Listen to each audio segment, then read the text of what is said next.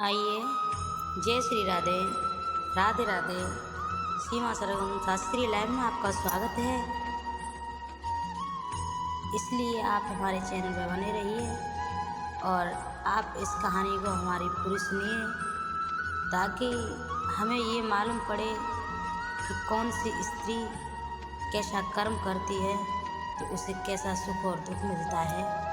भगवान शिव कैलाश पर्वत पर बैठे थे तो माता पार्वती भगवान शंकर से मिलने चली, तो उन्होंने क्या देखा कि मृत्युलोक में उनकी नज़र पड़ी। तो मृत्युलोक में उन्होंने देखा माता पार्वती ने कि 3 स्त्रियां एक पास बैठी हुई थीं और जो आपस में सहेलियां थीं। तो उनमें से 2 स्त्री जो थी वो विधवा होकर के अपना दुखी जीवन जी रही थी, जिसमें से एक तीसरी स्त्री थी वो अपने पति के साथ में सुहागन रह कर के अपना सुखी जीवन जी रही थी। आज माता पार्वती जो है भगवान शंकर के पास पहुंची हैं, तो भगवान शंकर से जाकर के हाथ जोड़ कर के कहने लगी हैं कि हे प्रभु, मैंने कुछ मृत्युलोक में देखा, वो बात मेरी समझ में नहीं आई, इसलिए आप हमें ये बात समझाने की कोशिश कीजिए और आप मेरे प्रश्नों के उत्तर दे दीजिए और सारे उत्तर दे करके और मुझे संतुष्ट कीजिए। तो माता पार्वती की बात को सुनकर के भगवान शिव कहते हैं, बताइए कौन सी वो तुम्हारी बातें हैं। तो पार्वती कहने लगी हैं, हे प्रभु, मेरे 3 प्रश्न हैं, आप मेरे तीनों प्रश्नों के मुझे उत्तर दे दीजिए। पहला मेरा प्रश्न ये है कि कौन सी स्त्री समय से पहले विधवा हो जाती है, और दूसरा प्रश्न मेरा ये है कि कौन सी स्त्री को जीवन में सुख नहीं मिलता, और तीसरा प्रश्न मेरा ये है कि कौन सी स्त्री सुहागिन रहती है और पति से पहले मृत्यु को प्राप्त होकर के स्वर्ग के लिए प्रस्थान करती है। इतनी बात सुनकर के भगवान शंकर कहने लगे हैं, हे पार्वती, जो आपने हमसे प्रश्न किए हैं, मैं आपके प्रश्नों के उत्तर जरूर दूंगा और उत्तर देकर के तुम्हें संतुष्ट करने की पूरी कोशिश करूंगा। आज भगवान शंकर कहते हैं कि तुम जिस स्त्री की बात कर रही हो, वो स्त्री जो सुहागन है वो कोई और नहीं है, वो एक राजा के यहाँ पर नौकर है। उस नौकर की पत्नी है, वो सुहागिन है और अपने पति के साथ में सुखी जीवन जी रही है। तो आइए बने रहिए हमारे चैनल में, सारी बात को सुनिए तो आपको पता चलेगा कि कौन सी स्त्री कैसे रहती है। तो आइए, तो भोले बाबा कहने लगे हैं भगवान शंकर कि हे देवी पार्वती, सुनो मेरी बात कि एक राजा था एक शहर में, और उस राजा का दरबार लगा हुआ है। तो उस जो राजा का नौकर है, तो राजा का नौकर और अपनी पत्नी की बार बार प्रशंसा करता है, और उसकी पत्नी बहुत बड़ी पतिव्रता है। तो एक दिन की बात है, आज नौकर कहता है कि मेरी पत्नी बहुत पतिव्रता है, मुझे अपनी पत्नी पर बहुत भरोसा है। तो ये सारी बात सारे शहर में फैल जाती है, और फैलते फैलते राजा के दरबार में जब पहुंची, तो राजा ने नौकर से एक बात कही, नौकर, तुम अपनी पत्नी की बार बार इतनी प्रशंसा जो करते हो, क्या तुम्हें पता है कि तुम्हारी पत्नी पतिव्रता है? आज वो नौकर कहने लगा, हाँ राजन, मुझे अपनी पत्नी पर पूरा भरोसा है कि मेरी पत्नी पतिव्रता है, और भरोसा ही नहीं बल्कि पूर्ण विश्वास है। भरोसे से ज़्यादा भी मुझे भरोसा है, मुझे पता है कि मेरी पत्नी पतिव्रता है। इतनी प्रशंसा करता है, बार बार अपनी पत्नी की प्रशंसा करता है कि मेरी पत्नी बहुत बड़ी पतिव्रता है। तो आज राजा का जो महामंत्री था, तो महामंत्री कहने लगा, हे नौकर, अगर तेरी पत्नी पतिव्रता है तो मुझे एक बात बता, अगर मैं तेरी पत्नी का पतिव्रत धर्म नष्ट कर दूंगा तो बता तू क्या चाहता है।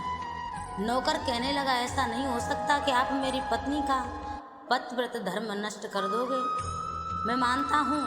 आज भरी सभा में, भरे दरबार में नौकर महामंत्री से कहने लगा है कि अगर तुम मेरी पत्नी का पतिव्रत धर्म नष्ट कर दोगे तो सुनो, मुझे फांसी लगवा दीजिए, मुझे फांसी लगवा देना,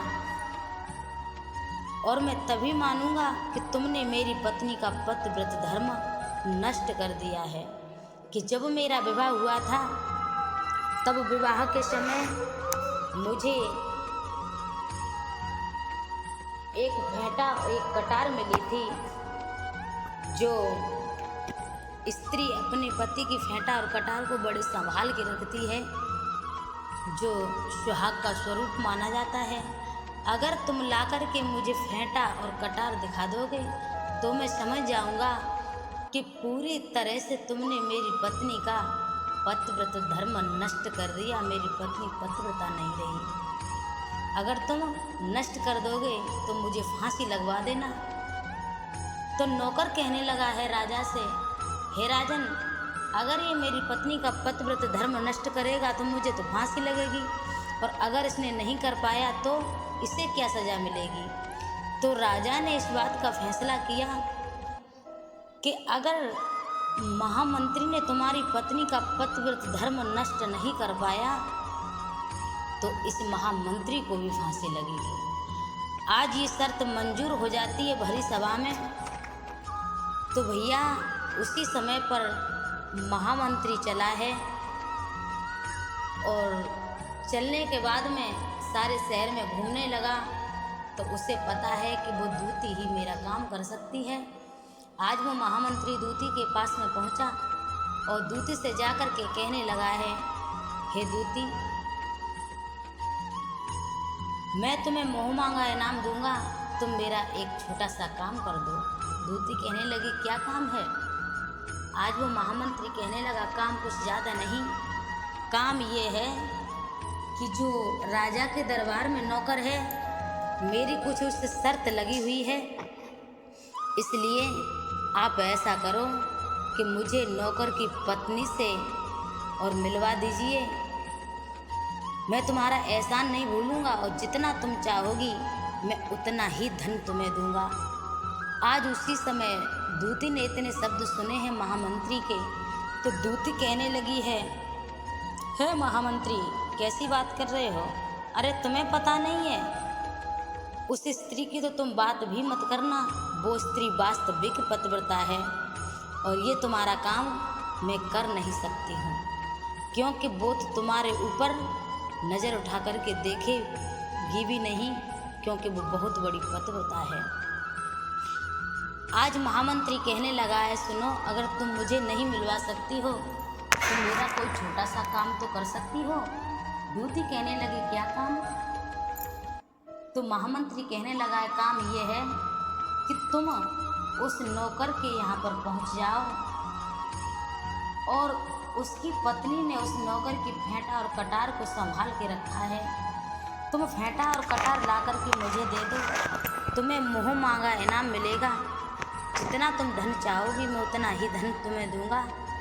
तो भगवान शंकर कहते हैं, हे पार्वती, आज वो दूती और नौकर के घर चली, और नौकर के घर जाकर के दरवाज़ा खटखटाया। नौकर की पत्नी ने दरवाज़ा खोला तो हे देवी पार्वती, उसी समय पर क्या हुआ कि नौकर की पत्नी कहने लगी है कि आप कौन हैं और कहाँ से आई हैं। तो आज वो दूती कहने लगी है कि मैं हूँ तुम्हारे पति की बुआ, शादी हुई तब से मैं आ नहीं पाई, किसी कारणवश मैं आ नहीं पाई, इसलिए आज मुझे समय मिला तो मैंने सोचा कि लाओ मैं जाकर के मिल के आती हूँ। इसलिए मैं तुमसे मिलने चली आई, और जैसे सुना है नौकर की पत्नी ने कि ये तो मेरे पति की बुआ हैं, तो हे देवी पार्वती, भगवान शंकर कहते हैं। तो उसी समय पर नौकर की पत्नी ने उस दूती का बुआ समझ करके बड़ा ही आदर सत्कार किया, मान सम्मान किया। और वो दूती 2-3 दिन नौकर के घर पर रुकी। और इधर 2-3 दिन जब नौकर के घर पर रुकी, आज वो दूती कुछ समय तक रुकती है, फिर कुछ देर के लिए टहलने निकलती है। तो उसी समय वो महामंत्री कहने लगा है कि तुम फेंटा और कटार ला करके मुझे दे दो। और ये फेंटा कटार ला करके दोगी, इसके साथ साथ मुझे एक सबूत और दिखा देना कि उसके गुप्तांग पर कोई भी कैसा भी चिन्ह हो तो वो मुझे बता देना, मैं तुम्हें मोह मांगा इनाम दूंगा। दूती टहलने जाती है बाजार में, फिर लौट के आ जाती है। आज दूती 2-3 दिन रुकी है नौकर के घर पर। तो एक दिन की बात है, नौकर की पत्नी स्नान करने के लिए जब जाती है तो वो दूती पीछे पीछे पहुंच जाती है। नौकर की पत्नी जब स्नान करने लगी तो उस दूती ने क्या किया कि नौकर की पत्नी की कमर को मलने लगी। तो नौकर की पत्नी कहने लगी, नहीं बुआ जी, आप रहने दीजिए, आप रहने दो, आप मेरी कमर क्यों मल रही हो। तो आज वो दूती कहने लगी है, नहीं, अरे ऐसी खैर कोई बात नहीं है, तो मैं तुम्हें अपनी बेटी के समान मानती हूँ, इसमें बुराई वाली क्या बात है। और मैंने तो तुम्हें बहुत दिनों में देखा है, पहली बार देखा है, इसलिए मैं तुम्हें जी भर के देखना चाहती हूँ। और ऐसे ही कमर को मलते मलते आज उसने आँखों पर पानी मार दिया। उसी समय नौकर की पत्नी की दोनों आंखें बंद रह जाती हैं। आज दूती ने नौकर की पत्नी के जांघ पर तिल देखा तो एकदम विचार करती है कि अब तो मेरा एक काम बन गया, अब फेंटा और कटार और मुझे लेना है। नौकर की पत्नी स्नान ध्यान करने के बाद में तो भगवान शिव कहते हैं कि हे देवी पार्वती, आज उस दूती ने क्या किया कि जब तिल देखने के बाद में मन में विचार करती है कि फेंटा और कटार रह गया है, उस फेंटा कटार को भी मैं ले लूँ तो मेरा काम बन जाएगा। आज नौकर की पत्नी स्नान करने के बाद में रसोई में खाना बनाने लगी है। तो उसने देखा कि अब तो ये खाना बनाने में बिजी हो गई है, इसलिए मैं अब इसकी फेंटा और कटार निकालूं। तो उस दूती ने नौकर की रखी हुई फेंटा और कटार को निकाल लिया और चुपचाप घर से चली जाती है। आज नौकर की पत्नी ने देखा कि ना जाने जो हमारे पति की बुआ आई थी वो कहाँ चली गई। आज जब दिखाई नहीं दी तो विचार करती है, खैर कोई बात नहीं। उसके बाद में वो दूती फेंटा और कटार लेकर के चली है और ले जा कर के वो महामंत्री को दे दी। तो महामंत्री कहने लगा है, दूती तुमने ये मेरा काम कर दिया। तो आज दूती कहने लगी है, सुनो, तुमने जो गुप्तांग पर कुछ सबूत मांगा था, तो नौकर की जांघ पर एक तिल है। आज महामंत्री इतनी बात सुनकर के बहुत खुश हुआ। महामंत्री वहाँ से चला और राजा का दरबार लगा हुआ है, राजा के दरबार में पहुँच गया और राजा के सामने वो फेंटा कटार के बारे में कहने लगा है कि फेंटा कटार में ले आया और नौकर की पत्नी का मैं पतिव्रत धर्म नष्ट कर आया। आज राजा ने नौकर को बुलाया। नौकर को बुला करके राजा ने कहा कि हे नौकर, तुम तो अपनी पत्नी की बहुत प्रशंसा करते थे कि मेरी पत्नी पतिव्रता है, लेकिन महामंत्री ने तुम्हारी पत्नी का पतिव्रत धर्म ही नष्ट कर दिया। आज नौकर ने जैसे ही फेंटा और कटार को देखा, पैरों तले जमीन खिसक गई। हे देवी पार्वती, भगवान शंकर कहते हैं, पैरों तले जब जमीन खिसकी तो नौकर को राजा ने फांसी का आदेश कर दिया और फांसी का समय रखा 15 दिन के बाद। तो राजा ने नौकर से कहा कि हे नौकर, तुम्हारी अंतिम इच्छा क्या है। आज वो नौकर कहने लगा है, हे राजन, मेरी अंतिम इच्छा ये है कि मैं अपनी पत्नी से एक बार मिलना चाहता हूँ। मैं अपनी पत्नी से एक बार मिलना चाहता हूँ। तो राजा कहने लगा, ठीक है, आप जाइए अपनी पत्नी से मिलकर के आइए। आज वो नौकर चला है और अपनी पत्नी के पास पहुँचा और अपनी पत्नी से जाकर के कहा है कि मैं तुम्हारे ऊपर बहुत विश्वास करता था, लेकिन तुमने ये क्या किया कि मेरी कुछ शर्त लगी थी उस महामंत्री से और तुमने तो सारा पतिव्रत धर्म नष्ट कर दिया। अब तुम पतिव्रता नहीं रही। आज नौकर की पत्नी कहने लगी, कौन मंत्री, मैं किसी को नहीं जानती हूँ। तो आज नौकर बोला है कि वो महामंत्री जो था वो फेंटा और कटार यहाँ से लेकर के गया है। तो नौकर की पत्नी कहने लगी है, नहीं नहीं महाराज, मेरे पास में कोई मंत्री नहीं आया, वो तो तुम्हारी बुआ आई थी और तुम्हारी बुआ 2-3 दिन रुकने के बाद में यहाँ से चली गई, मुझे बता करके भी नहीं गई। तो तुम्हारी बुआ ही फेंटा और कटार को लेकर के गई हैं, मैंने किसी मंत्री को नहीं देखा।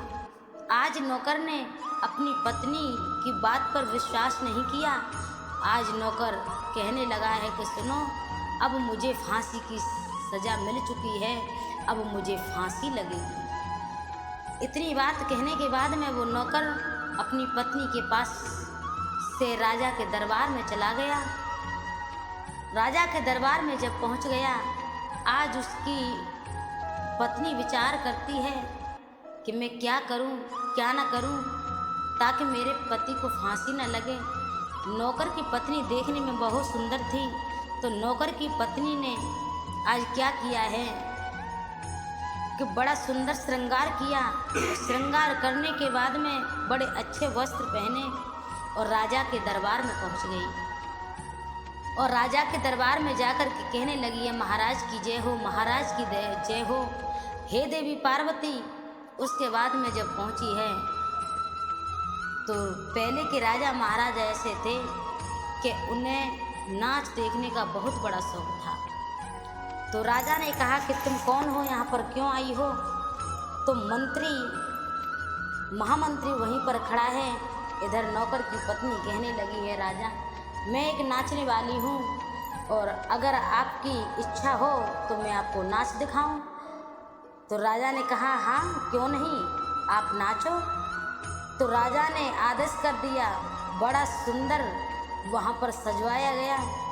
राजा का आदेश हुआ।